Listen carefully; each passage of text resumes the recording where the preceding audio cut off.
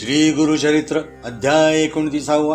भस्म महिमा वर्णनम नाम 29. ओम श्री गणेशाय नमः. श्री सरस्वतये नमः. श्री गुरुभ्यो नमः. श्री कुलदेवतायै नमः. श्रीपाद श्री वल्लभाय नमः. श्री नृसिंह सरस्वतये नमः. दत्तात्रेय सद्गुरुभ्यो नमः. ओम नामधारक विनवे सिद्धासी मागे कथा निरोपिलेसे भस्म महात्म्य श्री गुरु से पुसिले त्रिविक्रम भारतीने पुढे कथा कवणे परी झाली असे गुरुचरित्री निरोप द्यावा सविस्तारी सिद्ध मुनी कृपा सिंधू ऐसे विनवी शिष्य राणा ऐकोनी सिद्ध प्रसन्न वदना सांगत असे विस्तारून भस्म महात्म्य परियेसा श्री गुरु म्हणती त्रिविक्रमासी भस्म महात्म्य मज पुससी ऐक चित्त करुणी मानसी सावधान ऐकपा पूर्वापरी कृतयुगी वामदेव मणिजय योगी प्रसिद्ध गुरु तो जगी वर्तत होता भूमीवरी शुद्ध बुद्ध ब्रह्मज्ञानी गृहदारादि वर्जुनी काम क्रोधादि त्यजुनी हिंडत होता महिवरी संतुष्ट निस्पृह असे मौनी भस्म सर्वांगी लावणी जटाधारी असे मुनी वल्कला वस्त्र व्याघ्राजीन ऐसा मुनी भूमंडळात नाना क्षेत्री असे हिंडत पातला क्रंचारण्यात जेथे नसे संचार मनुष्य मात्राचा तया स्थानी असे एक ब्रह्म राक्षस भयानक मनुष्यादी जीव अनेक भक्षित असे परियेसा ऐशा घोरवनात वामदेव गेला हिंडत ब्रह्मराक्षस अवलोकित आला धावूनी भक्षावया ब्रह्मराक्षस क्षुधाक्रांत आला असे भक्षू म्हणत करकरात दात खात मुख पसरून जवळी आला राक्षस येता देखोनी वामदेव निशंक धीरमनी उभा असे महाज्ञानी पातला राक्षस तया जवळी राक्षस मनी संतोषत ग्रास बरवाला धला म्हणत भक्षावया कांक्षा बहुत येऊनी धरिला आलिंगोनी आलिंगिता मुनीश्वरासी भस्म लागले राक्षसासी जाहले ज्ञान तयासी जाती स्मरण जन्मांतरीचे पातक गेले जळोनी राक्षस झाला महाज्ञानी जैसा लागता चिंतामणी लोह सुवर्ण केवी होय जैसा मानस सरोवरास वायस जाता होय हंस अमृत पाजिता मनुष्यास देवत्व होय परियेसा जैस का जंबू नदीत घालिता मृत्तिका कांचन त्वरित तैसा जाहला पापी पुनित मुनीश्वराचे अंग स्पर्श समस्त मिळती कामना दुर्लभ सत्पुरुषाचे दर्शन स्पर्श होता श्री गुरुचरण पापा वेगळा होय नर ब्रह्म राक्षस भयानक काय सांगो त्याची भूक गजतुरंग मनुष्यादिक नित्य आहार करी सकळ इतुके भक्षिता तयासी नवचे भूक परियेसी तृषाक्रांत समुद्रासी प्राशन करिता नवचे तृषा ऐसा पापिष्ट राक्षस होता मुनीचा अंग स्पर्श गेली क्षुधा तृषा आक्रोश झाला ज्ञानी परियेसा राक्षस ज्ञानी होऊनी लागला मुनीश्वराचे चरणी त्राही त्राही गुरु शिरोमणी तू साक्षात ईश्वर तारी तारी मुनिवरा बुडालो अघोर सागरा उद्धरावे दातारा कृपा सिंधू जगदीशा तुझ्या दर्शन मात्रेसी जळल्या माझ्या पापराशी तू कृपाळू भक्तांसी तारी तारी जगद्गुरु येणे परी मुनिवरास विनवीतसे राक्षस वामदेव कृपा सुरस पुसतसे तये वेळी वामदेव म्हणे तयासी तू वा कवणाचा कवणवंशी ऐसा अघोर ठाई वससी मनुष्य मात्र नसे ते ठाई ऐकोनी मुनी मुनीचे वचन ब्रह्म राक्षस करी नमन विनवी तसे कर जोडून ऐक त्रिविक्रम मुनिराया म्हणे राक्षस तये वेळी आपणासी ज्ञान झाले सकळी जाती स्मरण अनंत काळी पूर्वा परिचय स्वामिया तयामध्ये माझे दोष उत्कृष्ट जन्म 25 दिसतसे प्रकाश ऐक स्वामी वामदेवा पूर्वजन्म 25 होतो राजा यवन देशी दुर्जय नाम आपणासी दुराचारी वर्तलो जाण म्या मारिले बहुत लोक प्रजेसी दिले दुःख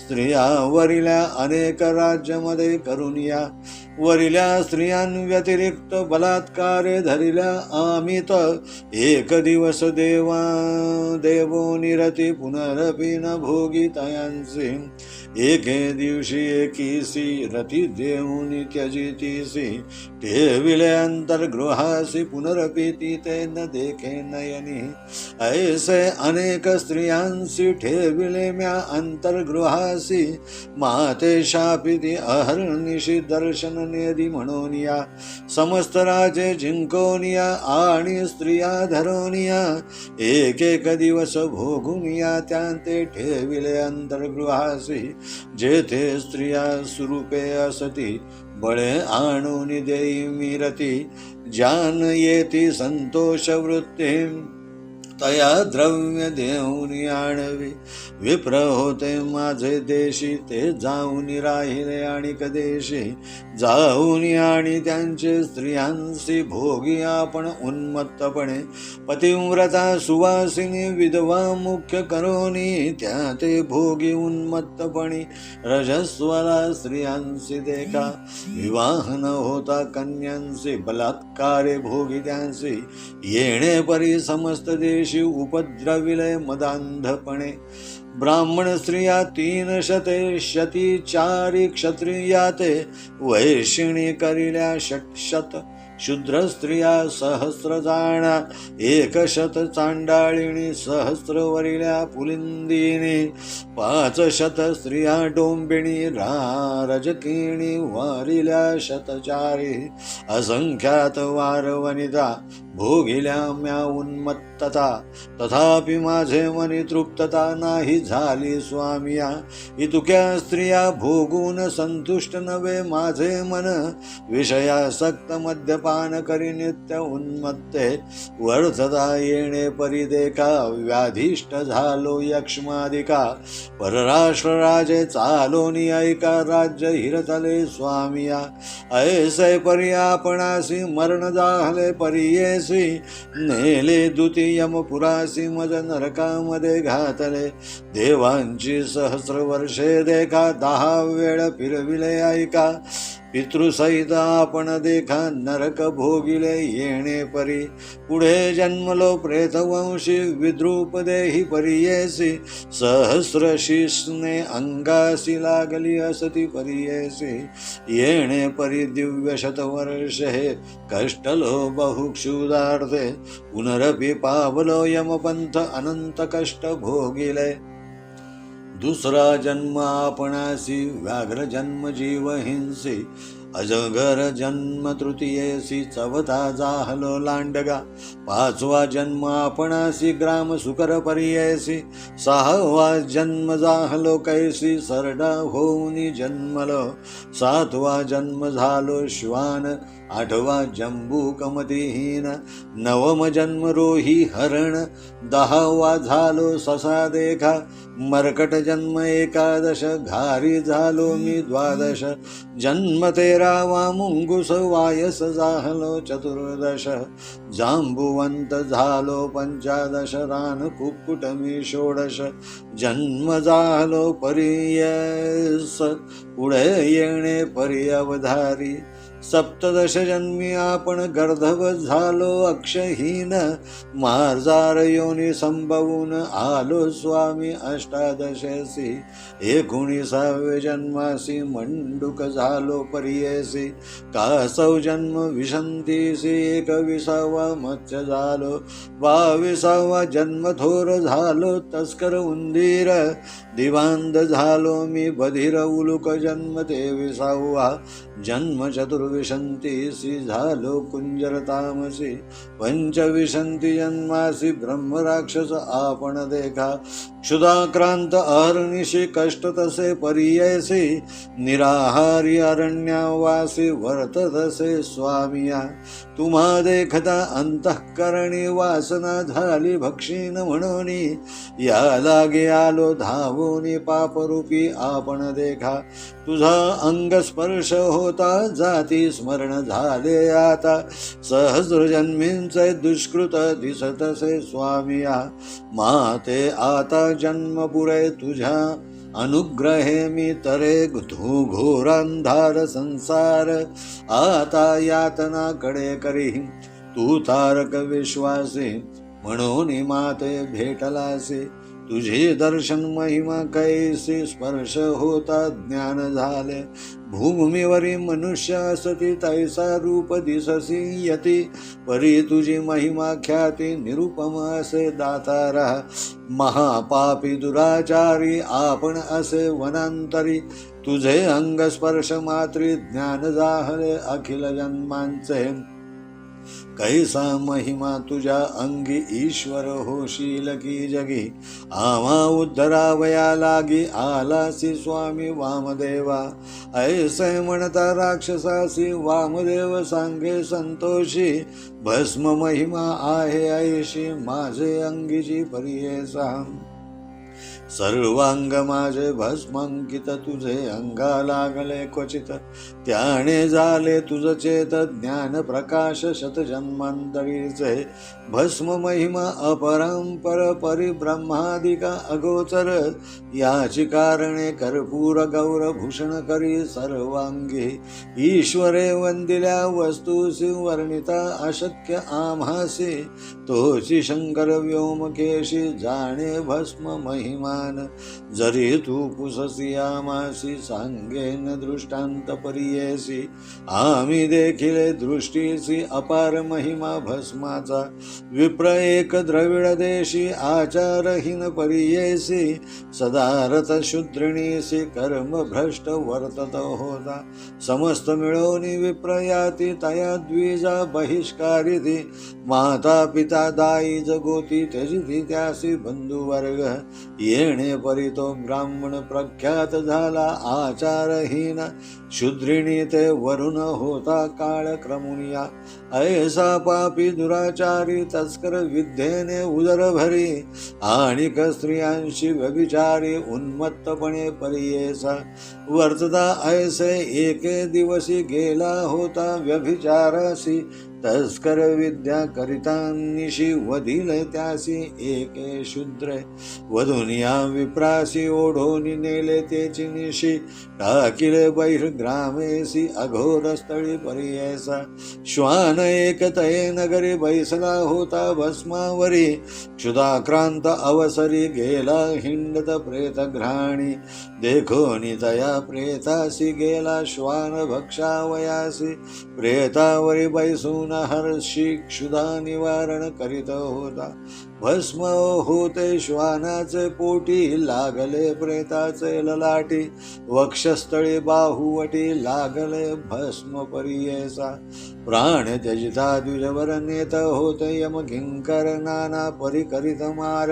यमपुरा नेताती, कैलासपुरींचे शिवदूत देखोनी आले ते प्रेत, भस्म सर्वांगी उद्धुळीत म्हणती याते कवणे नेले, याते योग्य शिवपूर केवी नेले ते यमकिंकरे, म्हणून धावती वेगवक्त्र यमकिंकरा मारावया, शिवदूत येता देखोनी यमदूत जाती पळोनी, तया द्विजाते सोडून गेले आपण यमपुरा, जाऊनी सांगती यमासी, गेलो होतो भूमीसी, आणित होतो पापियासी, अघोर रूपे करुनिया. ते देखोनी शिवदूत धावत आले मारू म्हणत, हिरोनी घेतले प्रेत वधित होते आमासी. आता आम्हा काय गती, कधी न वचो त्या क्षिती, आमासी शिवदूत मारिती म्हणून विनविती यमासी. ऐकोनी दूतांचे वचन यम निघाला कोपून, गेला त्वरित ठाकून शिवदूतांजवळ देखा. यम म्हणे शिवदूतांची, का मारिले माझ्या किंकरांसी, हिरोनी घेतले पापियासी, केवी नेता शिव मंदिरा. याचे पाप असे प्रबळ, जितकी गंगेत असे वाळू, तयाहुनी अधिक केवळ, अघोर रूप असे देखा. नभे योग्य शिवपुरासी, याते बैसवूनी विमानेसी, केवी नेता मूढपणेसी, म्हणून कोपे यम देखा. ऐकोनी यमाचे वचन शिवदूत सांगती विस्तारून, प्रेत कृपाळी लांछन भस्म होते परियेसा. वक्षस्थळी ललाटेसी, बाहुमुळे कर कंकणेसी, भस्म लाविले प्रेतासी, केवी आतळती तुझे दूत. आमा आज्ञा ईश्वराची, भस्मांकित तनु मानवाची, जीव आणावा त्या नराचा कैलासपदी शाश्वत. भस्म कपाळी असत केवी आतळती तुझे दूत, तात्काळी होतो वधित सोडिले आम्ही धर्मासी. पुढे तरी आपुल्या दूता बुद्धी सांगा तुम्ही आता, जे नर असती भस्मांकिता त्या ते तुम्ही न आणावे.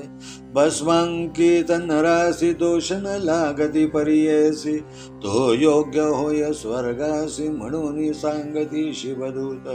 शिवदूत वचन ऐकून यमधर्म गेला परतोन, आपुले दूता पाचारून सांगत असे परियेसा. यम सांगे आपुले दूता भूमीवरी जाऊन आता, जे कोण असतील भस्मांकित त्या ते तुम्ही न आणावे. अनेक परिदोष जरी केले असतील धुरंधरी, त्या ते न आणावे आमुचे पुरी. ती त्रिपुंड्र टिळक नरासी, रुद्राक्ष माळा ज्याचे गळा असेल त्रिपुंड्र टिळा, त्या ते तुम्ही नातळा आज्ञा असे ईश्वराची. वामदेव म्हणे राक्षसासी, या विभूतीची महिमा असे ऐशी, आम्ही लावितो भक्तीसी देवाधिका दुर्लभ. पाय पाय ईश्वर प्रीतीसी, सदा लावितो भस्मासी, ईश्वरे वंदिल्या वस्तूसी, कवण वर्णू शके सांग मज. ऐकोनी वामदेवाचे वचन ब्रह्म राक्षस कधी नमन, उद्धारावे जगज्जीवना ईश्वर तुझी वामदेवा. तुझे चरण मज भेटले सहस्र जन्मींचे ज्ञान झाले, काही पुण्य होते केले त्याने गुणे भेटलासी.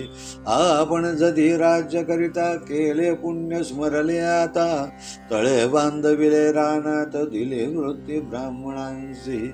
इतुके पुण्य आपणासी घडले होते परियेसी, वरखड केले सर्व दोषी राज्य करिता स्वामिया.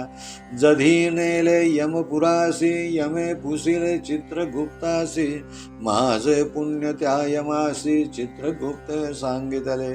तधी माते यमधर्मे आपण सांगितले होते हे पुण्य, पंचविशंती जन्मी जाण फळासी येईल म्हणून. तया पुण्यापासून भेटी झाली तुझे चरण, करणे स्वामी उद्धारण जगद्गुरु वामदेवा. या भस्माचे महिमान कैसे लावावे विधान, कवण मंत्र उद्धारण विस्तारुनी सांग मज. वामदेव म्हणे राक्षसासी, विभूतीचे धारण मज पुससी, सांगेन आता विस्तारेसी एक चित्ते ऐकपा. पूर्वी मंदरगिरी पर्वती क्रीडेसी गेले गिरिजापती कोटी रुद्रादिगण सहिती बैसले होते ओळगेसी 33 कोटी देवांसहित देवेंद्र आला तेथे त्वरित अग्नि वरुण यम सहित कुबेर वायू आला तेथे गंधर्व यक्ष चित्रसेन खेचर पन्नग विद्याधरण किं पुरुष सिद्ध साध्य जाण आले गुह्यक सभेसी देवाचार्य बृहस्पती वसिष्ठ नारद तेथे येती आर्यमादि पितृसंहिती दया ईश्वर ओळगेसी दक्षादि ब्रह्मा येर सकळ आले समस्त ऋषिकुळ पूर्वशादी अप्सरा मेळ आले त्या ईश्वर सवेसी चंडिका सहित शक्तिगण देखा आदित्यादि द्वादशार्गा अष्ट वसु मिळून ऐका आले ईश्वराचे सभेसी अश्विनी देवता परियेसी विश्वदेव मिळून निर्दोषी आले ईश्वर सभेसी ऐके ब्रह्म राक्षसा भूतपती महाकाळ नंदिकेश्वर महानीळ काठीकर दोघे प्रबळ उभे पार्श्वी असती देखा वीरभद्र शंख कर्ण मणिभद्र षटकर्ण वृकोदर देवमान्य कुंभोदर आले तेथे कुंडोदर मंडोदर विकट कर्ण कर्णधार धारकेतू महावीर भूतनाथ तेथे आला भृंगी रीटी भूतनाथ नाना रूपी गण समस्त नाना वर्ण मुखे ख्यात नाना वर्ण शरीर अवयवी रुद्रगणाची रूपे कैसी सांगेन ऐका विस्तारेसी कित्येक कृष्ण वर्णेसी श्वेत पीत धूम्रवर्ण हिरवे ताम्र सुवर्ण लोहित चित्र विचित्र वर्ण मंडुका सारिके असे वदन रुद्रगण आले तेथे नाना आयुधे शस्त्रेसी नाना वाहने भूषणेसी व्याघ्रमुख कित्येकांसी किती सुकर गजमुखी कित्येक नक्रमुखी कित्येक श्वान मृगमुखी उष्ट्रवदन कित्येकी किती शरभ शार्दूल वदने कित्येक भैरुंडमुख सिंहमुख कित्येक दोन मुख गण देख चतुर्मुख गण किती एक चतुर्भुज गण अगणिक किती एक नाही मुख ऐस गण तेथे येती देख ऐक राक्षसा एक चित्ते एक हस्त द्विहस्तेसी 5-6 हस्तकेसी पाद नाही किती एकांसी बहुपादी किती जाणा कर्ण नाही कित्येकांसी एक कर्ण अभिनव कैसी बहुकर्ण परियेसी ऐसे गण येती तेथे कित्येकासी नेत्र एक कित्येका चारी नेत्र विचित्र किती स्थूळ कुब्जक ऐसे गण ईश्वराचे ऐशा परिचा गणांसहित बैसला शिवमूर्तिमंत सिंहासन रत्न खचित सप्त प्रभावळींचे आरक्त एक प्रभावळी तयावरी रत्ने जडली अनुपम्य दिसे निर्मळी सिंहासन परियेसा दुसरी एक प्रभावळी हेमवर्ण पिवळी मिरवीतसे रत्ने बहळी सिंहासन ईश्वराचे तिसरी प्रभावळीसी नीलवर्ण रत्ने कैसी जडली असती कुसरीसे सिंहासन ईश्वराचे शुभ्र चतुर्थ प्रभावळी रत्न खचित असे कमळी आरक्तवर्ण असे जडली सिंहासन शंकराचे वैडूर्य रत्न खचित मोती जडली असती बहुत पाचवी प्रभावळी ख्यात सिंहासन ईश्वराचे सहावे भूमी नीलवर्ण भीतरी रेखा सुवर्णवर्ण रत्ने जडली असती गहन अपूर्व सिंहासन ईश्वराचे सातवी ऐसी प्रभावळी अनेक रत्ने असे जडली जे का विश्वकर्म्याने रचिली अपूर्व देखा त्रिभुवनात ऐशा सिंहासनावरी बैसलासे त्रिपुरारी कोटी सूर्य तेजासरी भासतसे पर्येसा महाप्रलय समयासी सप्तार्णव मिळणी जैसी तैसी या श्वासोच्छवासेसी बैसलासे ईश्वर भाळ नेत्र ज्वाळमाळा संवर्ताग्नी जटामंडळा कपाळी चंद्र षोडश कळा शोभतसे सदाशिव तक्षक देखा वामकर्णी वासुकी असे कानी दक्षिणी तया दोघांचे नयन नीलरत्ना परिशोभती नीलकंठ दिसे आपण नागहार आभरण सर्पांचे चिकरी कंकण मुद्रिका ही देखा सर्पाची या मेखला तया सर्पाचे चर्म परिधान व्याघ्राचे शोभा घंटी दर्पणाचे ऐसे परी दिसतसे कर्कोटक महापद्म केली नुपुरे पायंजण जैसा चंद्र संपूर्ण तैसा शुभ्र दिसतसे म्हणून कर्पूर गौर म्हणती ध्यानी ध्याई जे पशुपती ऐसा भोळा चक्रवर्ती बैसलासे सभेत रत्न मुकुट असे श्री नागेंद्र असे केयुरी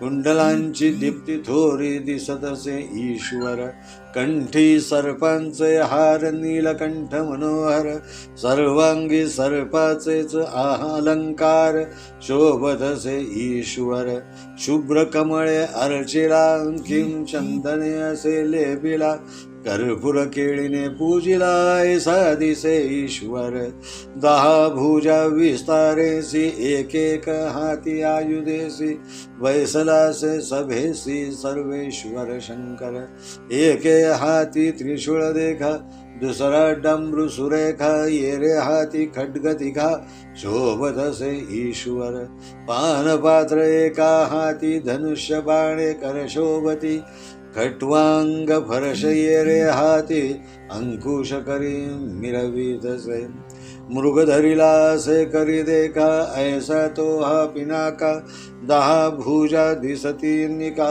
बैसलासे सभेत पंचवक्त्र सर्वेश्वर एक एक मुखाचा विस्तार दिसतसे सालंकार सांगेन ऐका श्रोते जन कलंका विणे चंद्र जैसा किंवा क्षीरफेन ऐसा भस्मभूषणे रूपे कैसा दिसे मन्मथाते दाहोनिया सूर्य चंद्र अग्निनेत्र नागहार कटीसूत्र दिसे मूर्ती पवित्र सर्वेश्वर पर्येसा शुभ्र टिळक कपाळे भरव शोभे चंद्रमावळी हास्य वदन केवळी अपूर्व देखा श्री शंकर दुसरे मुख उत्तरेसी शोभतसे विस्तारेसी ताम्रवर्णाकार कमळेसी अपूर्व दिसे पर्येसा जैसे दाडिंबाचे फूल किंवा प्रातः रविमंडळ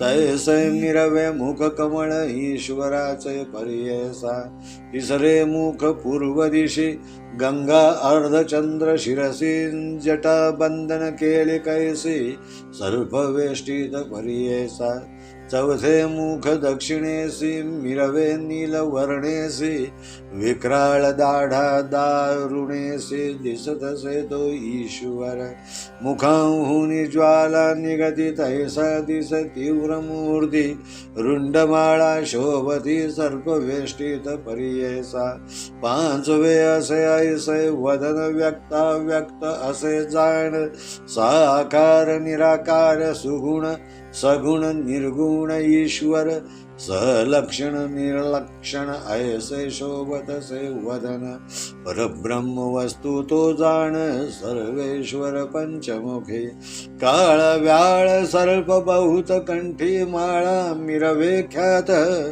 चरण मिरविती आरक्त कमळा परीश्वराचे चंद्रासारिखी नखे देखा मिरवे चरणी पादुका अलंकार सर्पा ऐका शोभतसे परमेश्वर व्याघ्रांबर पांघरुण सर्प बांधले असे आपण गाठी बांधिली असे जाण नागबंधन करून या नाभे चंद्रावळी शोभे हृदय कटाक्ष रोम उभे परमार्थ मूर्ती लाभे भक्त जना मनोहर ऐसा रुद्र महाभोळा सिंहासनी आरूढला पार्वती सहित शोभला बैसलाचे परमेश्वर पार्वतीचे शृंगार नाना परिचय अलंकार मिरवीतसे अगोचर सर्वेश्वरी परियेसा कनकचाफे गोरडी मोतियांचा हार कंठी रत्न खचित मुकुटे नागबंदी दिसतसे नाना परीच्या पुष्पजाती मुकुटावरी शोभती तेथे भ्रमर आला पिती परिमळा लागी परियेसा मोतियांची थोर जाळी मिरवीतसे मुकुटाजवळी रत्ने असती जडली शोभायमान दिसतसे मुख दिसे पूर्णचंद्र मिरवतसे हास्यमंद जगन्माता विश्ववंद्य दिसतसे परमेश्वरी नासिक बरवे सरळ तेथे मिरवे मुक्ता फळ त्यावरी रत्ने सोज्वळ जडली असती शोभायमान अधर पवळ वेली दिसे दंतपंक्ती रत्न जैसे ऐसे माता मिरवतसे जगन्माता परियेसा कानी तानवडे भोवरी या रत्न खचित मिरवलिया अलंकार महामाया लेहिली असे जगन्माता पीतवर्ण चोळी देखा कुच तटतटीत शोभे निगा एका वळी रत्ने अनेका शोभतसे कंठीहार कालव्याल सर्प थोर स्तनपान करती मनोहर कैसे भाग्य दैव थोर त्या सर्पांचे परियेसा आरक्त वस्त्र नेसली जैसे दाडिंब पुष्पवेली किंवा कुंकुमे डबरिली गिरिजा माता परियेसा बाहुदंड सुरेखा करी कंकण मिरवे देखा रत्न खचित मेखळा देखा लेहिली असे अपूर्वजे चरण शोभती महाबरवे असतीने पुरे स्वभावे ऐसे पार्वती ध्यान द्यावे म्हणती गण समस्त अष्टमीच्या चंद्रा सारिका मिरवे टिळक कपाळी कैसा त्रिपुंड टिळा शुभ्र जैसा मोती यांचा परियेसा नाना परिचय अलंकार अनेक परिचय शृंगार कवण वर्णू शके पार जगन्माता अंबिकेचा ऐसा शंभू मे सहित बैसलासे सभेत तेहती सकोटी परिवार सहित इंद्र उभा ओळगेसे उभे समस्त सुरवर देव ऋषी सनत कुमार आले तेथे वेग वक्त्र तया ईश्वर सभेसी सनत कुमार तये वेळी लागतसे चरण कमळी साष्टांग नमन बहाळी विनवीतसे शिवासी जय जया उमाकांता जय जया शंभु विश्वकर्ता त्रिभुवनी तुची दाता चतुर्विध पुरुषार्थ समस्त धर्म आपणासी स्वामी निरोपिले कृपेसी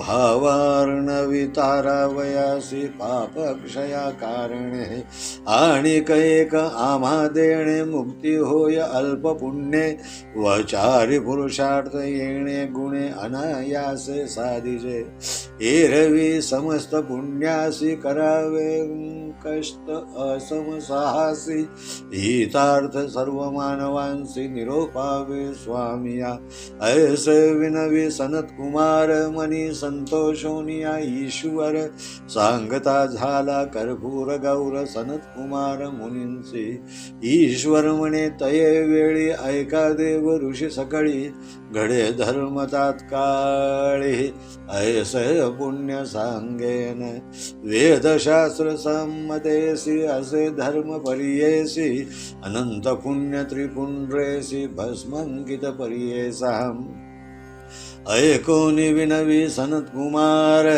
कवणे विधीला विजय नर कवण स्थान द्रव्य परिकर शक्ती देवता कवण असे कवण कर्तृकिं प्रमाण कोण मंत्रे लाविजे आपण स्वामी सांगा विस्तारून म्हणून चरणी लागला ऐसे विनंती ऐकोनी सांगे शंकर विन विस्तारोनी गोमय द्रव्य देवता अग्नि भस्म करणे परियेसा पुरातनीच यज्ञ स्थानी जे कासे मेदिनी पुण्य बहुत लाविता क्षणी भस्मांकिता परियेसा सद्यो जातादि मंत्रेसी घ्यावे भस्म तळ हस्तासी अभिमंत्रावे भस्मासी अग्निरित्यादि मंत्रे करोनी मानस्तोकेति मंत्रेसी संवर्धावे अंगुष्ठेसी त्र्यंबकादि मंत्रेसी शिरसी लाविजय परियेसा त्र्यायुषेति मंत्रेसी लाविजय ललाट भुजांसी त्याणेची मंत्रे परियेसी स्थानी स्थानी लाविजय तिनी रेखा एके स्थानी लावाव्या त्याच मंत्रांनी अधिक न लाविजय भ्रुवांहोनी भ्रू समान लाविजय मध्यमानामिकांगुळेसी लाविजय पहिले ललाटेसी प्रतिलोमांगुष्ठेसी मध्यरेषा काढिजे त्रिपुंड्र येणे परी लाविजय तुम्ही परी करी एक एक रेखेच्या विस्तारी सांगेन ऐका एक चित्ते नवदेवता विख्यातेसी असती एक एक रेखेसी अकार गार्ह पत्यासी भूरात्मा रजोगण ऋग्वेद आणि क्रियाशक्ती प्रातः सवन असे ख्याती महादेव देव म्हणती प्रथम रेखा येणे परी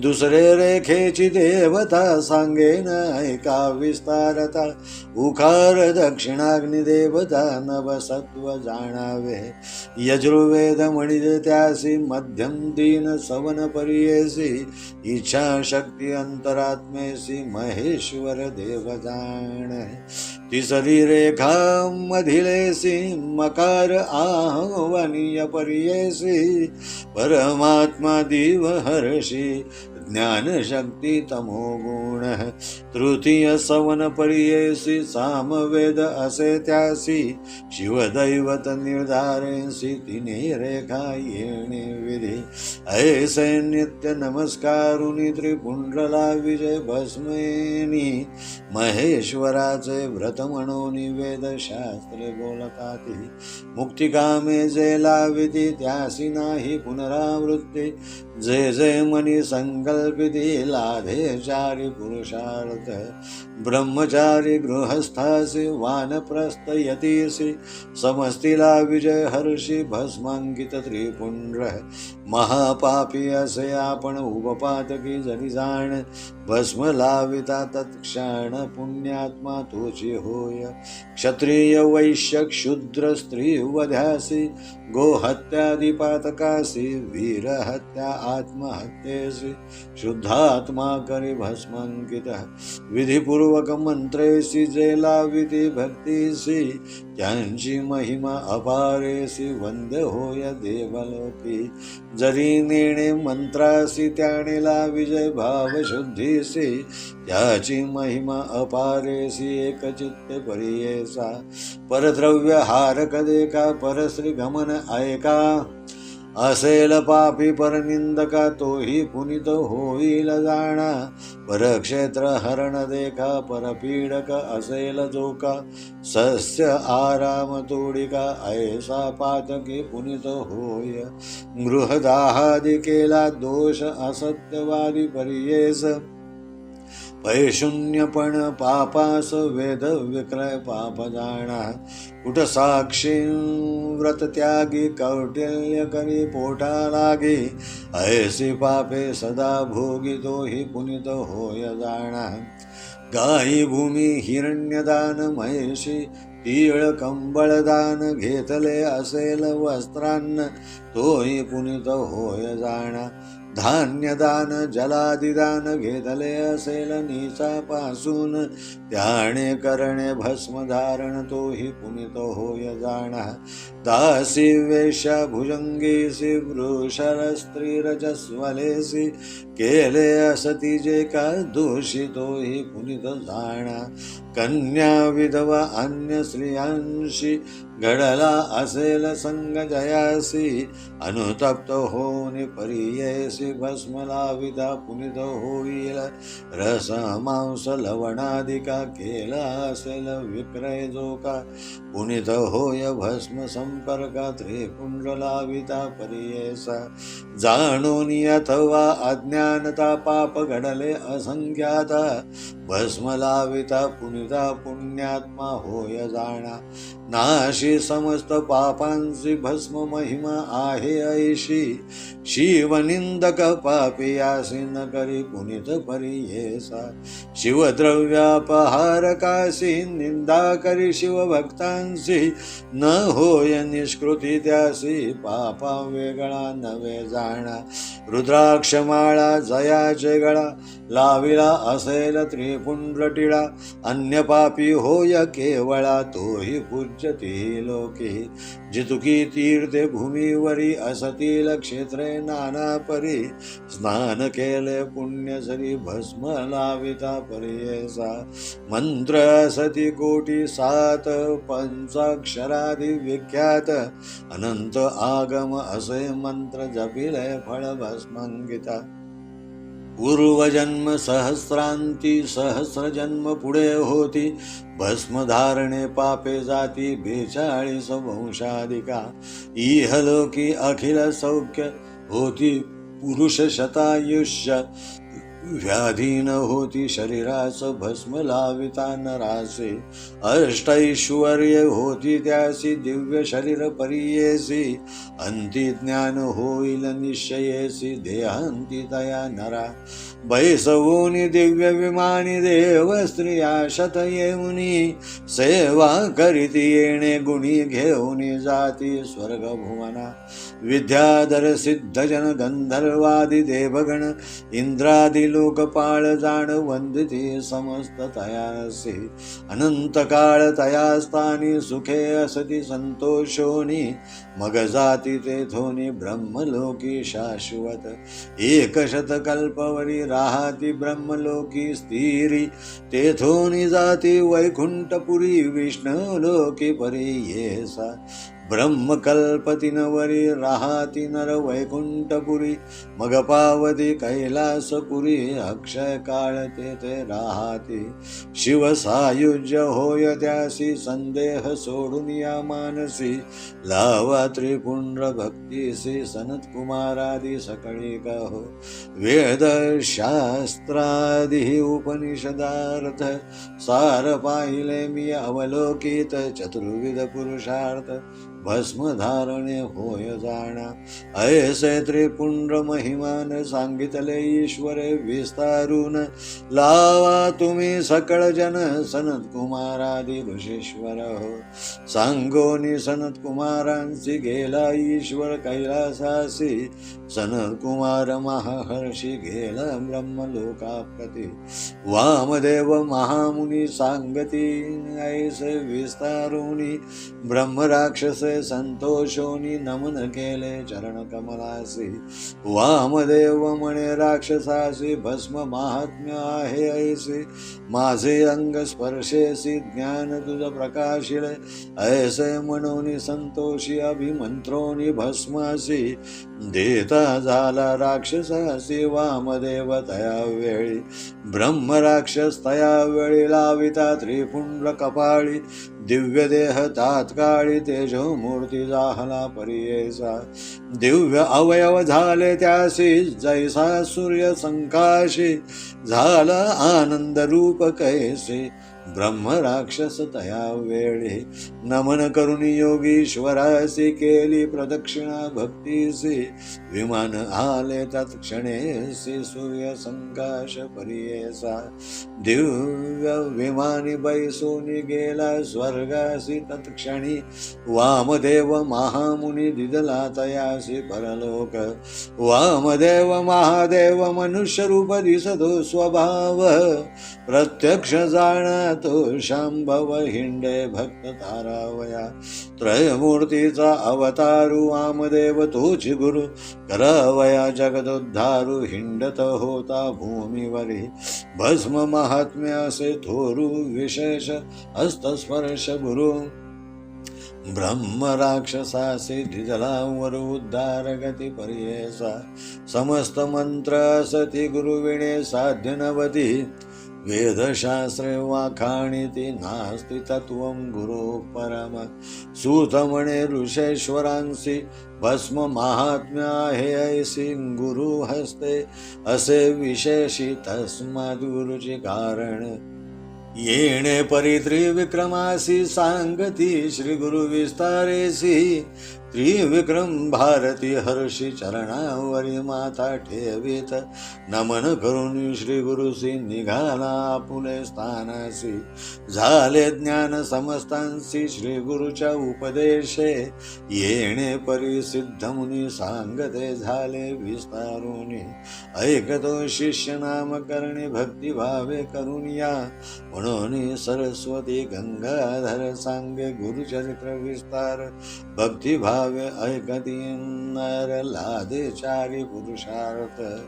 इति श्री गुरुचरित्रामृते परमकथा कल्पतरौ श्री नृसिंह सरस्वती उपाख्याने सिद्धनामधारक संवादे भस्म महिमा वर्णनम नाम 29 अध्यायः श्री गुरुदेव दत्तात्रेयार्पणमस्तु।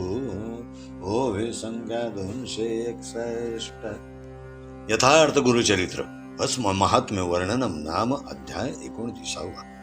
वामदेव मुनी व ब्रह्म राक्षस समेट श्री सिद्ध मुनींनी भस्म महात्म्य सांगावयास सुरुवात केली। श्री गुरु महाराज त्रिविक्रम मुनीला म्हणाले, हे भस्म महात्म्य नीट लक्ष देऊन ऐक। पूर्वी कृतयुगात जगप्रसिद्ध असलेला वामदेव योगी अर्थात शुद्ध बुद्ध ब्रह्मज्ञानी घरदार पत्नी इत्यादींचा त्याग करून काम क्रोध नियंत्रित ठेवून पृथ्वीवर हिंडत होता। ते निस्पृह होते, सर्वांगी भस्म लावून झाडांच्या सालीचे वस्त्र परिधान करून जटाधारी मुनी भूमंडळात हिंडत होते। हिंडता हिंडता ते दंडकारण्याच्या दक्षिणेकडील क्रौंचारण्य वनात आले। तेथे मनुष्याचा संचार नव्हता। त्या स्थानी एक ब्रह्म राक्षस राहत होता। तो मनुष्य व इतर जीवजंतू भक्षण करीत असे। अशा अघोर वनात वामदेव मुनी हिंडत हिंडत गेले। त्यांना पाहताच ब्रह्म राक्षस त्यांना भक्षावयासाठी धावून आला। ब्रह्म राक्षस भुकेने व्याकुळ होता। तो दात करकरा खाऊन तोंड फाडून जवळ आला, तरीही वामदेव निश्चिंतपणे निर्भय होऊन उभे राहिले। राक्षसाला फार आनंद झाला, कारण त्याला एक चांगली शिकार मिळाली होती। भक्षण करण्याची इच्छा करून त्या वामदेव मुनीला आलिंगन दिले। आलिंगन देताच मुनीच्या अंगाचे भस्म राक्षसाच्या शरीरास लागले। तत्काळ राक्षसाला ज्ञान प्राप्त झाले, त्याला जाती स्मरण झाले, मागच्या जन्माची ओळख पटली। सर्व पातके जळून तो राक्षस महाज्ञानी झाला।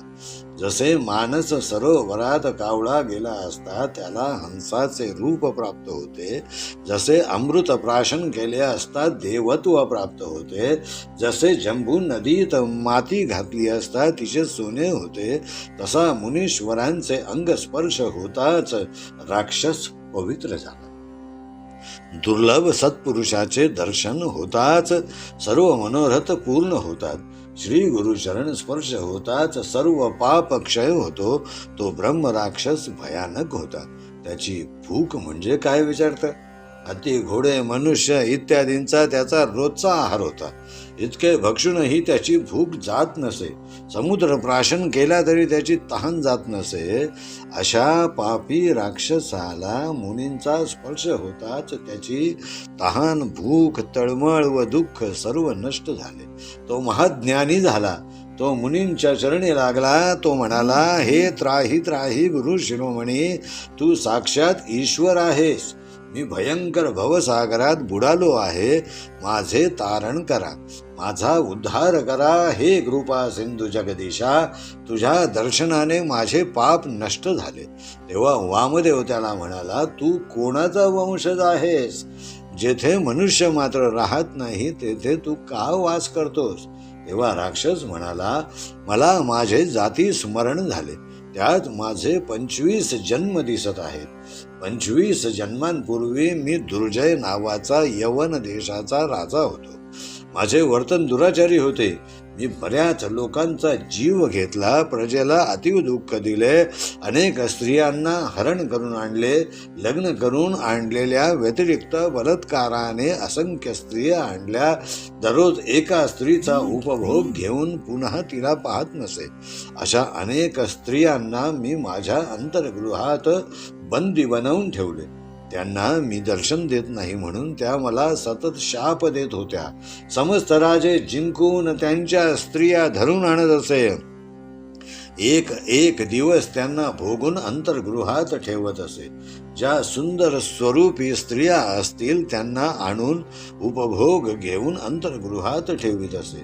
ज्या स्वतःहून येत नसतील त्यांना बळजबरीने आणत असे.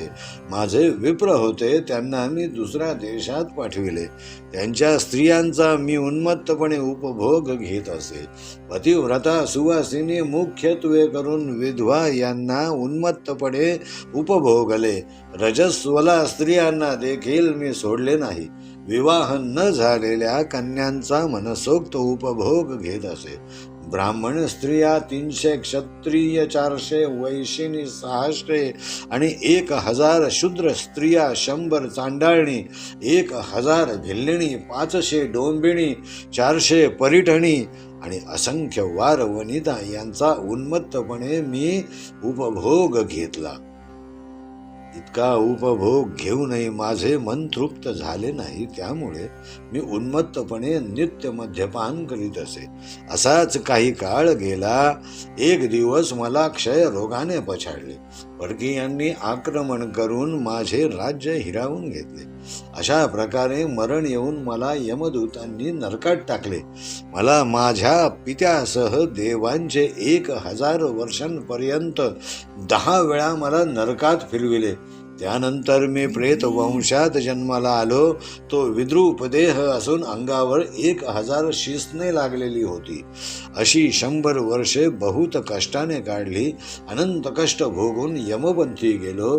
दुसरा जन्म व्याघ्राचा, तिसरा अजगराचा, चौथा लांडग्याचा, 5वा डुकराचा, 6वा सरडा, 7वा कुत्रा, 8वा जंबूक अर्थात कोल्हा, 9वा हरिण, 10वा ससा, 11वा मरकट, 12वा घारीचा, 13वा मुंगूस, 14वा वायस अर्थात कावळा, 15वा जांबुवंत अर्थात अस्वल, 16वा रान कोंबडा, 17वा आंधळा गर्धब, 18वा मांजर, 19वा बेडूक, 20वा कासव, 21वा मत्स्य, 22वा उंदीर, 23वा बहिरा घुबड, 24वा कुंजर अर्थात हत्ती आणि 25वा ब्रह्म राक्षस. सतत तहान लागत असे. अरण्यात उपाशी राहावं लागत असे. तुला पाहताच भक्षण करण्याची वासना झाली म्हणून मी धावून आलो.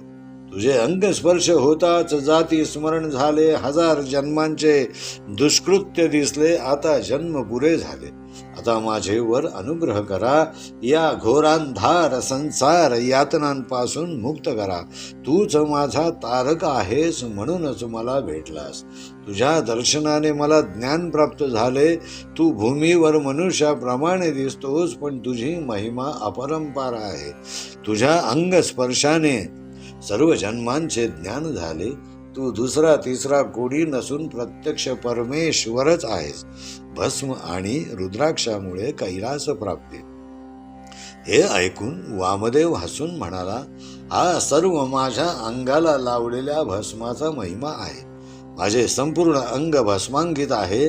तुझ्या अंगाला किंचित भस्म लागले, त्याने तुला जागृती झाली. गतजन्माचा ज्ञानप्रकाश झाला. भस्म महिमा अपरंपार आहे. म्हणूनच कर्पूर गौर सर्व अंगाला भस्म लावतात.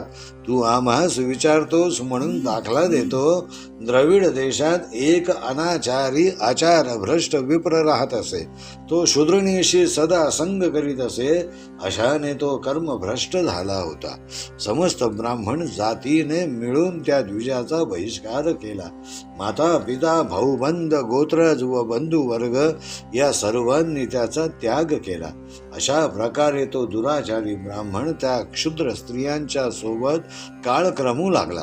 असा तो पापी चोरी करून पोट भरत असे आणि इतर स्त्रियांशी देखील उन्मत्तपणे व्यभिचार करीत असे. असाच एके दिवशी व्यभिचार व चोरी करण्यासाठी गेला असता एका क्षुद्राने त्याचा वध केला व त्याचे प्रेत ओढत नेऊन ग्रामाबाहेर भयंकर ठिकाणी टाकले. तेथे श्वान भस्मावर बसला होता. त्यावेळी तो भुकेला होता. प्रेताच्या वासाने तो हिंडत होता. प्रेत पाहून तो श्वान भक्षावयास गेला. प्रेतावर बसून क्षुधा निवारण करू लागला. जे भस्म श्वानाच्या पोटाला लागले होते ते प्रेताच्या कपाळाला लागले, तसेच भक्षस्थळी व खांद्यांना देखील लागले. त्या द्विजाने प्राणत्याग केल्यानंतर यमदूत आले व यमपुरात त्याला घेऊन जाऊ लागले. ते प्रेत पाहून शिवदूत तेथे आले. त्या प्रेताला भस्म लागलेले असल्यामुळे ते कैलासपुरी नेण्यास योग्य आहे म्हणून ते कैलासास नेणार होते. पण त्या जागेवर प्रेत दिसले नाही. तेव्हा यमदूत ते प्रेत नेताना दिसले. त्यांच्या मागे शिवदूत धावले. शिवदूत मागे लागलेले पाहून यमदूत घाबरले. ते प्रेत तसेच सोडून यमदूत यमपुरी पळून गेले. त्यांनी यमराजाला सांगितले, आम्ही अघोर पापे करणाऱ्या द्विजास आणत असताना शिवदूत आमच्या मागे लागले. ते प्रेत आमच्याकडून हिसकावून घेतले, अन्यथा आम्हावर ते हल्ला करणार होते. आम्हाला शिवदूत मारतात म्हणून यापुढे आम्ही पृथ्वीवर जाणार नाही. तेव्हा यमाला राग आला. त्वरित शिवदूतांजवळ जाऊन चौकशी केली. तो म्हणाला, माझ्या दूतांना तुम्ही का मारले? ते एका पाप्याला आणत होते. तुम्ही त्याला शिवमंदिरात कसे नेता? गंगेत रेतीचे जितके कण आहेत तितकी या विप्राच्या पापांची संख्या आहे, किंबहुना त्यापेक्षा जास्तही असेल. हा शिवपुरी नेण्यास योग्य नाही. त्याला विमानात बैसवून कैलासास नेण्याचा तुम्ही मूर्खपणा करीत आहात. तेव्हा शिवदूत म्हणाले, हे यमराजा, त्या प्रेताच्या कपाळावर, छातीवर आणि मनगटावर भस्म लागलेले होते. त्या प्रेताला तुझ्या दूतांनी स्पर्श का केला? आम्हाला ईश्वराची आज्ञा आहे की ज्याच्या शरीरावर भस्म लागलेले आहे त्याला कैलासात आणावे. त्याला शाश्वत कैलास पद प्राप्त होईल. त्या भस्मांकित प्रेताला तुझ्या दूतांनी हातच लावावयास नको होता. त्यांचा आम्ही वध करणार होतो, परंतु माणुसकीच्या धर्माने आम्ही त्यांना सोडून दिले. यापुढे आपल्या दूतांना योग्य त्या सूचना द्या. भस्मांकित नराला कोणताही दोष लागत नाही. तो स्वर्गात जाण्यास योग्य होतो.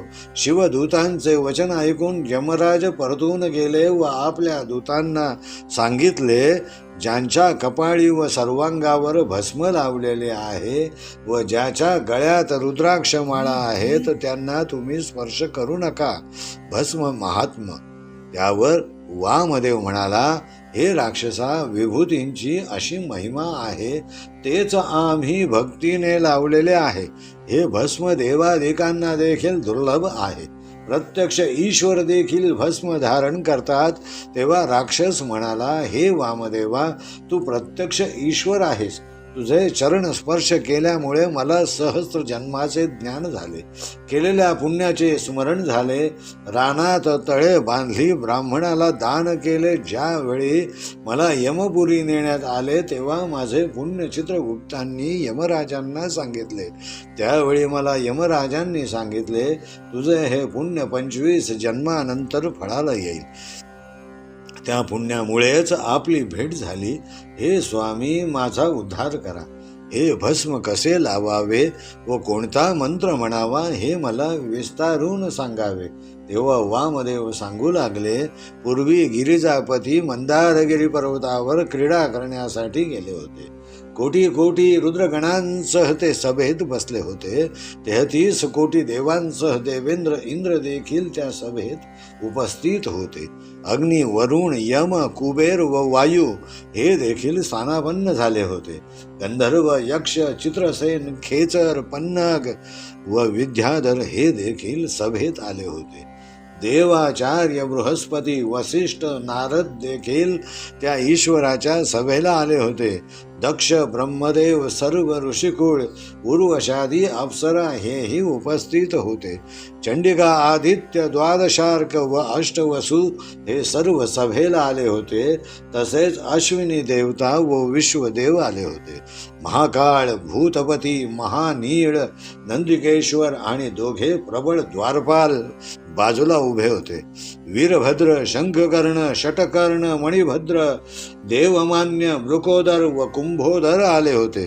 कुंडोदर मंडोदर विकटवर्ण कर्णधार महावीर धारकेतू भूतनाथ देखील आले होते. भृंगी रिटी भूतनाथ वगैरे हे नाना रूपाचे शिवगण होते. ते सर्व चित्र विचित्र होते. आता रुद्रगणांची रूपे सांगतो. रुद्रगण कृष्ण वर्णांचे पुष्कळ होते. काही पांढरे पिवळे आणि धूम्रवर्णाचे देखील होते. हिरवे ताम्र सोनेरी करडा तांबडा इत्यादी रंगाचे देखील होते. वेड्याप्रमाणे वदन असणारे रुद्रगण देखील होते. कित्येक व्याघ्रमुखाचे, कोणी हत्तीच्या मुखाचे तर कोणी डुकरांच्या मुखाचे होते. कित्येक सुसरीच्या तोंडाचे, कोणी कोल्ह्याच्या तोंडाचे, कोणी उंटाच्या तोंडाचे. तसेच शरभ म्हणजे सिंहापेक्षा एक बलिष्ठ प्राणी कितीतरी होते. वाघाच्या तोंडाचेही होते. कित्येक सिंह होते. 2 मुखांचे गण होते. चतुर्मुख गण देखील अगणित होते. चतुर्भुज गण अगणित होते. असे सर्व गण तेथे हजर झाले. काही गणांना 1 हात, काहींना 2, काहींना 5 तर काहींना 6 हात होते. काहींना पायच नव्हते तर काहींना अनेक पाय होते. कित्येकांना कर्ण नव्हते, 1 कर्ण अभिनव होते. बहुकानी देखील बरेच होते. कित्येकांना 1च नेत्र, काहींना 4 नेत्र होते. काही उंच तर काही ठेंगणे असे ईश्वराचे गण होते.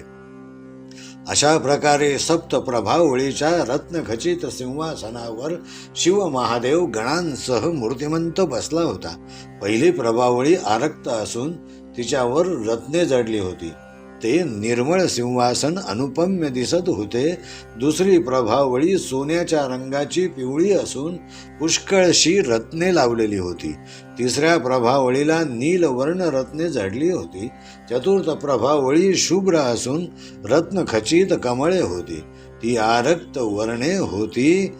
5व्या प्रभावळीस वैडूर्य रत्नखचित असून मोती जडले होते. 6वी प्रभावळी नीलवर्ण होती. आतील रेखा सुवर्णवर्ण होत्या. त्याला गहन रत्ने जडलेली होती. 7व्या प्रभावळीला अनेक रत्ने जडली होती. विश्वकर्माचे रचलेले हे सिंहासन त्रिभुवनात अपूर्व होते. अशा सिंहासनावर त्रिपुरारी बसले होते. तेव्हा कोटी कोटी सूर्याचे तेज फाकल्याप्रमाणे दिसत होते. ईश्वराचा काय महिमा आहे पहा. महाप्रलय वेळी जसे 7 समुद्रांचे मिलन होते तसा श्वासोच्छवास होत होता. प्रलय काळीचा जसा अग्नी तसा ईश्वराच्या कपाळी चंद्र शोभून दिसत होता. सदाशिवांचे वामकर्णी तक्षक असून दक्षिण कानापाशी वासुकी होता. त्या दोघांचे नेत्र नीलरत्नाप्रमाणे शोभत होते. नीलकंठाने जणू सर्पाचा हार गळ्यात अलंकार म्हणून घातला होता. कंकण मुद्रिका इतकेच काय तर करदोडा देखील सर्पाचा होता. असा नीलकंठ व्याघ्र चर्म परिधान करून सभेत बसला होता. कर्कोटक महापद्म नागांची जणू पायाची नुपुरे केली होती. ईश्वर पौर्णिमेच्या पूर्ण चंद्राप्रमाणे शुभ्र प्रकाशित दिसत होता. म्हणून त्यांना कर्पूर गौर म्हणतात. असा हा पशुपती भोलेनाथ सभेत बसला होता. मस्तकावर रत्नमुकुट होता. बाहुभूषणाच्या जागी नागेंद्र होता. कंठी सर्पाचे हार शोभून दिसत होते. सर्वांगावर सर्व नाग अलंकार म्हणून शोभून दिसत होते. चंदनाचे लेप लावून शुभ्र कमळ व कर्पूर केळीने पूजा केल्यावर जी मोहक मूर्ती दिसते तसा ईश्वर शंकर दिसत होता. परमेश्वराच्या 10 भुजा असून प्रत्येक हातात आयुधे होती. एका हाती त्रिशूळ, दुसऱ्या हाती डमरू, तिसऱ्या हाती खड्ग अर्थात तीक्ष्ण धारेची तलवार, चौथ्या हाती पानपात्र, 5व्या हाती धनुष्यबाण, 6व्या हाती खटवांग परश म्हणजे ब्रह्म कपाल दांड्यावर धरलेले, एका हातात मृग धरला होता. असा दशभुजाधारी पिनाकपाणी सभेत प्रफुल्लित मुद्रेने बसला होता. हा पंचवक्त्र सर्वेश्वर मोठा सालंकार दिसत होता. त्याच्या एक एक मुखाचा आता विस्तार ऐका. निष्कलंक चंद्र वा दुधावरच्या फेसासारखा त्याचा चेहरा होता. त्याचा चेहरा भस्मांकित होता. मदनाला जाळून टाकण्याचे तेज त्यात होते. जणू सूर्य, चंद्र, अग्नी, नेत्र, नाग, हार, कटी, सूत्र अशा पवित्र दिसणाऱ्या मूर्तीच्या कपाळी शुभ्र टिळक होता. असा हा हास्यवदनी चंद्रमौळी अपूर्व दिसत होता. दुसरे मुख उत्तरेस होते. ते ताम्र वर्णाकार कमळाप्रमाणे अपूर्व दिसत होते. सकाळचा सूर्य अथवा डाळिंबाचे फूल जसे प्रफुल्लित दिसते तसे ईश्वराचे मुख दिसत होते. तिसरे मुख पूर्व दिशेला होते. शिरावर गंगा असून अर्धचंद्र होता. जटाबंधन केले असून ते सर्प वेष्टीत होते. चौथे मुख दक्षिणेकडे होते. नीलवर्ण विक्राळ दाढा असलेल्या त्या मुखातून ज्वाला निघत होत्या. तसा सर्प वेष्टीत रुंडमाळा अति तीव्र दिसत होत्या. पाचवे मुख स्पष्ट, अस्पष्ट, साकार, निराकार तसेच सगुण निर्गुण दिसत होते. सलक्षण, निरलक्षण असे ते वदन होते. तो प्रत्यक्ष परब्रह्मच होय. महाक्रूर सर्प गळ्यात मोठ्या दिमाखाने लोंबत होते. तांबूस रंगाचे सर्प ईश्वराच्या चरणावर लोळत होते. त्या सर्वांग सुंदर रमणीय मोहक ईश्वराचे सर्प हेच अलंकार होते. ईश्वराने वाघाचे कातडे पांघरून सर्पानेच त्या कातड्याला गुंडाळून गाठ दिली होती. जसा चंद्र आकाशात शोभून दिसतो तसा ईश्वर भोळा सांब भक्तजनांचा परमार्थ मूर्ती शोभून दिसत होता. असा हा आमचा भोळा भोलेनाथ रुद्र पार्वती मातेसह सिंहासनावर आरूढ होऊन बसला होता. त्या सर्वेश्वरी माता पार्वतीने नाना परीचे अलंकार घालून शृंगार केला होता.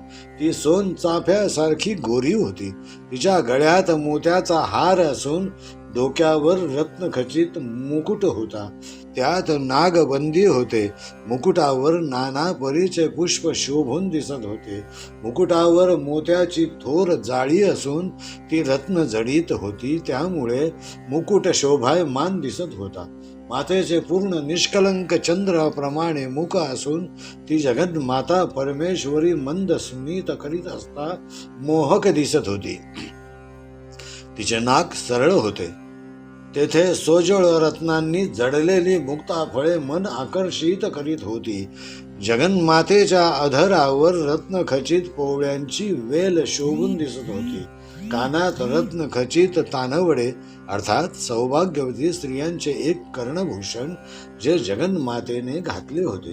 अंगात पीत वर्ण चोळी घातली होती. कुचतटी रत्नांचा एक पदरी हार गळ्यात शोभून दिसत होता. त्या सर्पांचे भाग्य किती थोर पहा. काळव्याल सर्प संतोषाने स्तनपान करीत होते. डाळिंब पुष्प की वेली सारखे आरक्त वर्णाचे वस्त्र मातेने परिधान केलेले होते. सुरेख बाहुदंड, हातात रत्न खचित कंकण आणि कमरेला रत्न खचित पट्टा शोभून दिसत होता. अष्टमीच्या चंद्रासारखा टिळा मातेच्या कपाळी होता. मोत्यांचा त्रिपुंड शुभ्र टिळा लावल्याप्रमाणे तो दिसत होता. नाना परीचे अलंकार घालून अनेक परीने शृंगार करून ती जगन्माता अंबिका बसली होती. तो प्रसंग अवर्णनीय आहे. असा शंभुनाथ उमेसह त्या सभेत बसला होता. त्या सभेला इंद्रदेव त्याच्या 33 कोटी कुटुंबासह हजर होता. समस्त सुरूवर उभे होते. देव ऋषी सनत कुमार हे देखील घाईघाईने ईश्वर सभेला आले होते. भस्म लावण्याचा विधी. सनत कुमाराने शिवांचे चरण स्पर्श करून साष्टांग नमस्कार केला व म्हणाला, हे जय जया उमाकांता, हे शंभू विश्वकर्ता, धर्म अर्थ काम व मोक्ष या चारही पुरुषार्थांचा या त्रिभुवनात तू एकच दाता आहेस. समस्त धर्म आपणच सांगितले आहेत. हा भवसागर पार करण्याचा मार्ग आपणच निरोपिला आहे.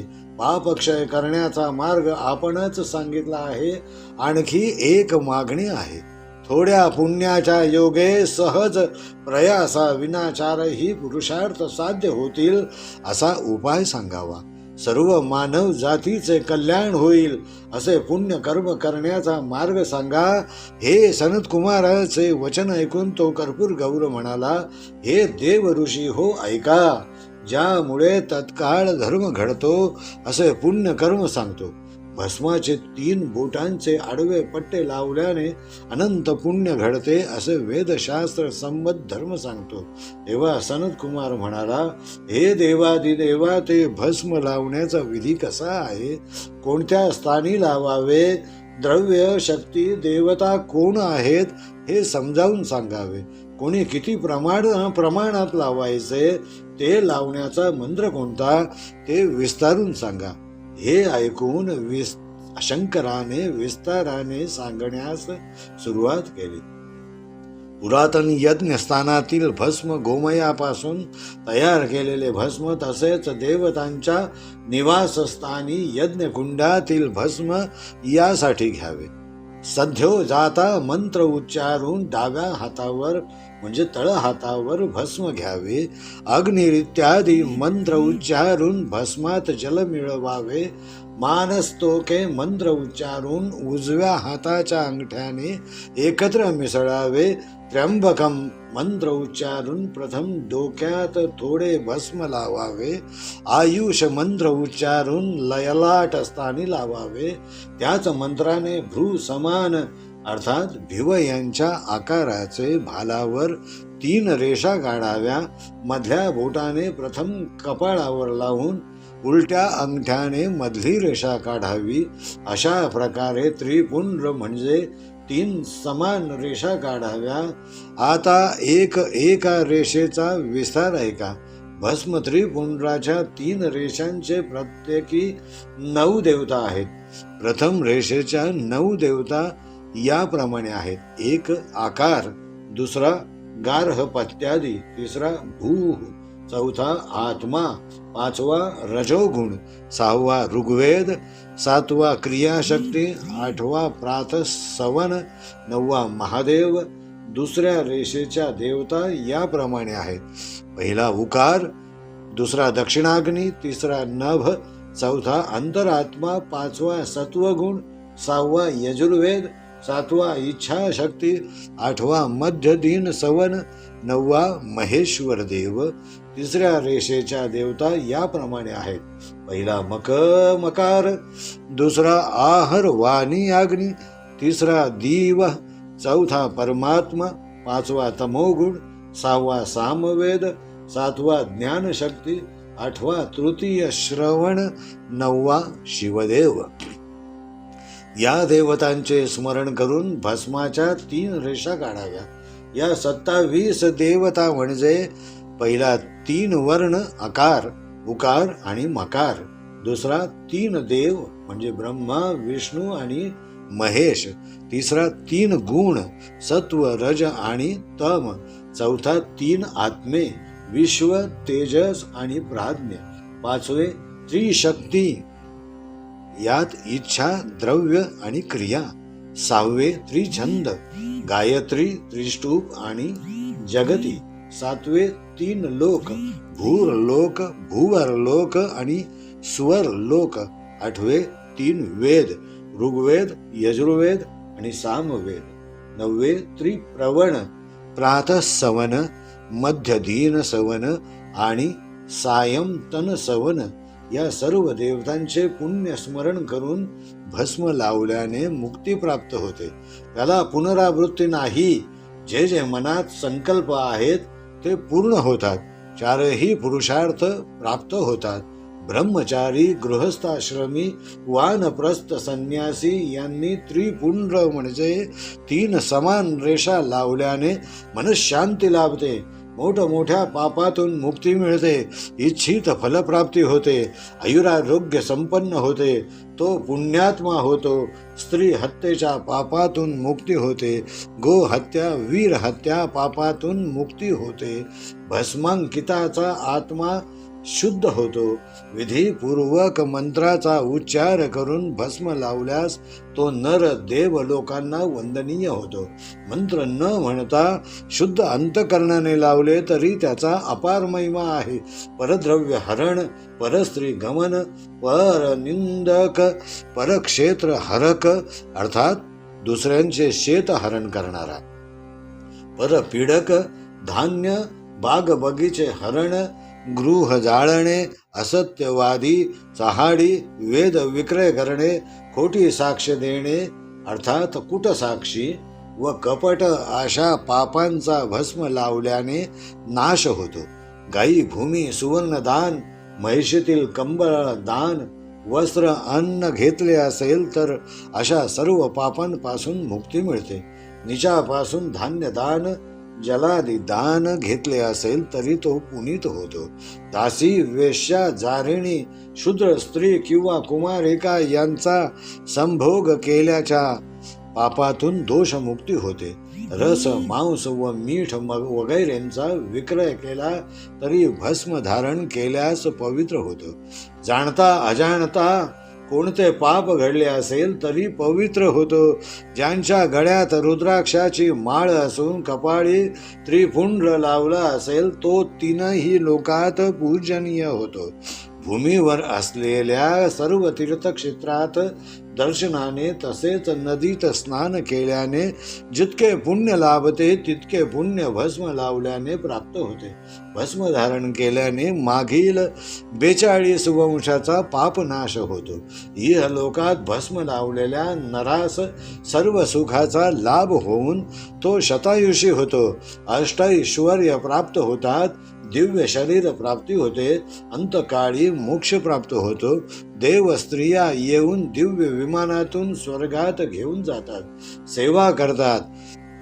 विद्याधर, सिद्ध गण, गंधर्वादी देवगण इत्यादी लोकपाल समस्त मंडळी त्या भस्मांकित नरास वंदन करतात.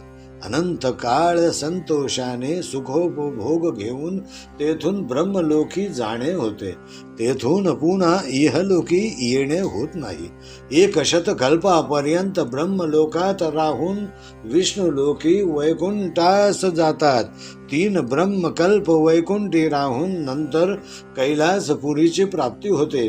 तेथे अक्षय काळ राहतात. म्हणून सनत कुमार हो, तुम्ही कोणताही संदेह न ठेवता भस्म धारण करा. चतुर्विध पुरुषार्थ प्राप्त होतात असे त्रिपुंड्र महिमान ईश्वराने सांगितले व ईश्वर कैलासास निघून गेले. इतर सर्वजण स्वस्थळी गमन करते झाले. ही कथासार वामदेव मुनींनी सांगितल्यावर तो ब्रह्मराक्षस त्यांच्या चरणी लागला. वामदेव म्हणाले, असे हे भस्म महात्म्य आहे. माझ्या अंगस्पर्शाने तुला ज्ञान प्राप्त झाले असे म्हणून अभिमंत्रित केलेले भस्म राक्षसाला दिले. ब्रह्मराक्षसाने त्रिपुंड्र कपाळी लावले तेव्हा तत्काळ त्याचा दिव्य देह झाला व तो तेजपुंज झाला. त्याला अति आनंद झाला. वामदेवास नमन करून त्यांना प्रदक्षिणा केली. तत्काळ विमान आले. त्या दिव्य विमानात बसून तो स्वर्गलोकी गेला. तेथे देखील वामदेव महामुनीचे दर्शन झाले. ते मनुष्य रूपात आले होते. वामदेव म्हणजे प्रत्यक्ष महादेव. ते प्रत्यक्ष शंभू असून भक्तांचे तारणहार आहेत. ते भक्तांसाठी सतत हिंडत असतात. वामदेव म्हणजे त्रिमूर्तीचाच अवतार होय. ते जगद्गुरु जगाचा उद्धार करण्यासाठी भूमीवर हिंडत असतात. भस्म महात्म्य फार प्रभावी आहे. गुरूंचा हस्तस्पर्श झालेले भस्म लावले असता त्याचा विशेष लाभ होतो. गुरुशिवाय मंत्रसिद्धी प्राप्त होत नाही. अशा प्रकारे भस्म महात्म्य ऐकून त्रिविक्रमाने श्री गुरूंच्या चरणावर माथा ठेवला. त्यांना नमन करून ते आपल्या स्थानी रवाना झाले. आता या पुढील कथानकाचे समालोचन आपण पुढील अध्यायात पाहू. इतर अनेक ग्रंथांचा आधार अर्थात संदर्भ घेऊन श्री गुरुचरित्र ग्रंथाचे वाचन व मनन श्री राजलक्ष्मी पब्लिकेशनने श्री गुरुकृपेने भक्त भाविकांसाठी मांडण्याचा प्रयत्न या अध्यायात केलेला आहे. सर्वांचे मनपूर्वक आभार आणि धन्यवाद. इति अध्याय 29. ओम तत्सत.